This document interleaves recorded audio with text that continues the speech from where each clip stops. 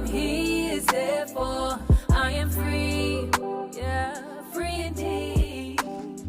Okay. I am loved, I am cared. Okay. Sorry. Cool. Hello, Mahalia. Hi. So, my first question is, actually, I think we should do an introduction. Joel, do you want to go first?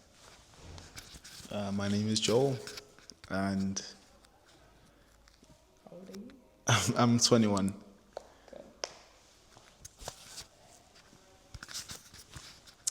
My name is Chigozie, and I'm 22.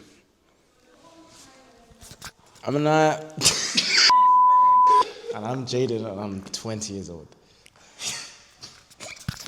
Right, cool. So, okay, so welcome back to the Free Indeed podcast. I've got some men of God joining me today. So I just have a couple questions for you. My first question is, what would you say your purpose in life is?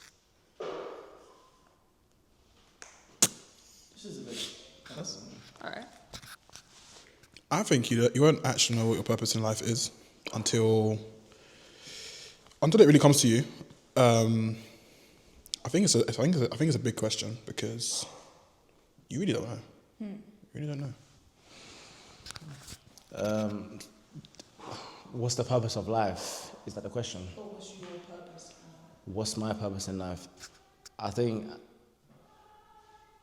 for me it's a bit too early on to say I've found exactly what my purpose is. So what I try and do is see what I feel most comfortable at, hear people's thoughts and insights of, you've done pretty well in this area or that area. Then if I continue to do things in that area and I'm still getting the same sort of feedback, then I'll be like, okay, cool, maybe I should tap into this adventure or this activity that I'm doing a bit more. That's how I think I'll find my purpose. But I don't know as of yet what my purpose is. Okay. That's really simple. Joel? What's my purpose in life? Yeah. I haven't found it yet, Wow. but I'm trying. I'm trying to find it, and someday I will.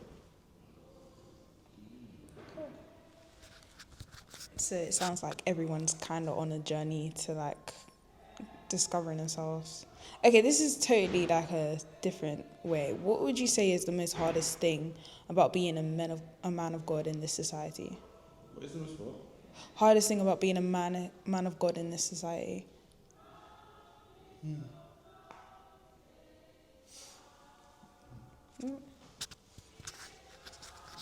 I'd say the hardest thing is dealing with everything that's being forced onto you by all of these, all of the governments and all of the, no, literally just the government. It's there. I don't know how to. Can I come back? Yeah. Yeah. Definitely. Anyone else? No? For me, I'd say the hardest part of being a man of God, or trying to be a man of God, is everyone's got their own perspective of what a man of God should be. And it can be evident in the Bible of what men should do, but, if we're being real and we're living in a real world now, you might, one person's going to say this, or you should do this, or someone's going to say you should do that, and it's like you're constantly hearing, you're either dealing with what's culture or what's actually, the principle, what's the actual, what the Bible's saying, and sometimes people push more culture than Bible, so then you get mixed up. Yeah. Then you don't know where to stand. That's just my opinion of what could be the hardest thing. Yeah. My thing might not be directly to your question, but it could be as guys, we still go through things. Things we might not talk to each other about. Right. And then, let's say you might be depressed or having just pretty bad thoughts. Yeah. And it's how do you still how do you stay a man of God in that time? So I feel like that could be a struggle in state, like trying to be a man of God in society generally. Yeah, it might be a bit out there, might not be on track with your question directly, but I guess just hard times. Hard times could be a reason why. It'd be a hard thing to be a man of God. Okay. That's a. Oh, Joe, you want to go?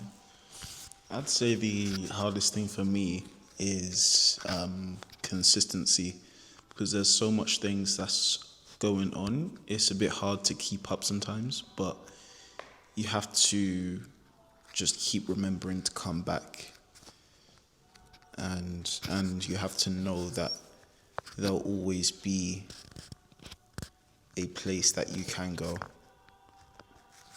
in case you're feeling discouraged or just negative in general.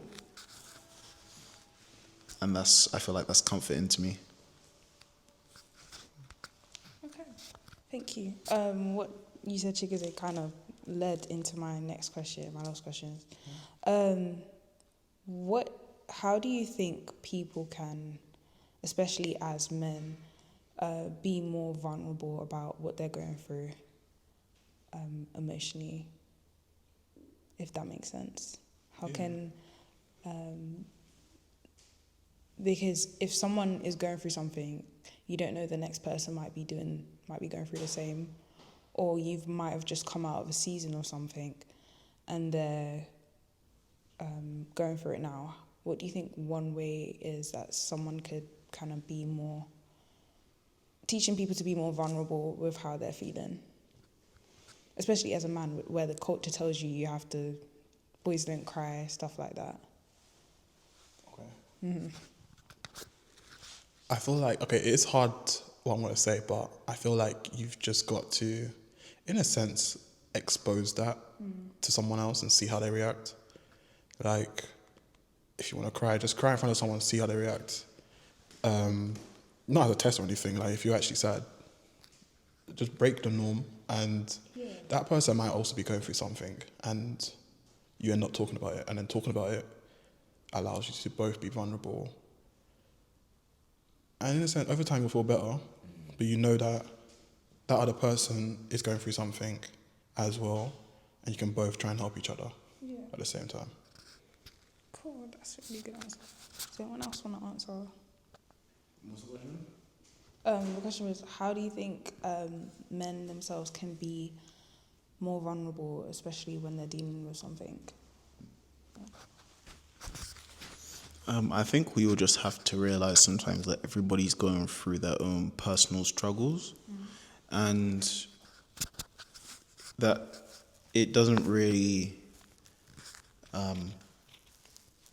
because you know how there's a lot of stereotypes, or there were, about men not having emotions and them not having to confide in one another. I just feel like we need to realize that being vulnerable is also part of being a man, and we all are human. Jana? I would say it's hard. First of all, it is hard for a man to be vulnerable, but I would say what could really help him is if he has a strong brotherhood around him.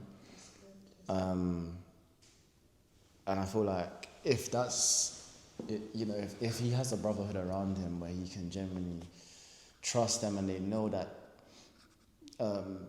they've got his back or whatever it is, they're real to him, then that just creates a space where he can, or whoever can then open up and just be transparent. That will take a weight off his shoulder. So I think it's important that men have, it doesn't have to be a lot of people, but, one or two people that they can fully go to and just be very open with. And then maybe as time goes on, then do it with women, because, people say that, not people, but it's hard for a man to be vulnerable in front of a woman because it can make them seem as if they're weak and whatever. So it's like, okay, cool. Instead of jumping straight to that, then try and start off with having a strong brotherhood first, build it up, and then if you want to test the waters of doing it with a woman, you can. If it doesn't go the way you can, the way that you want it, stop doing that and just know that you have a strong brotherhood. Like have an outsource somewhere. You know what I'm saying? Yeah. All right. Thank you guys so much for your answers. They were very helpful. Does anyone have anything else to say before we go? No? It's 10 minutes of footage. Okay. All right. Thank you guys.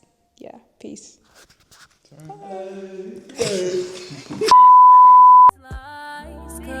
I am loved, I am cared for, I am his, therefore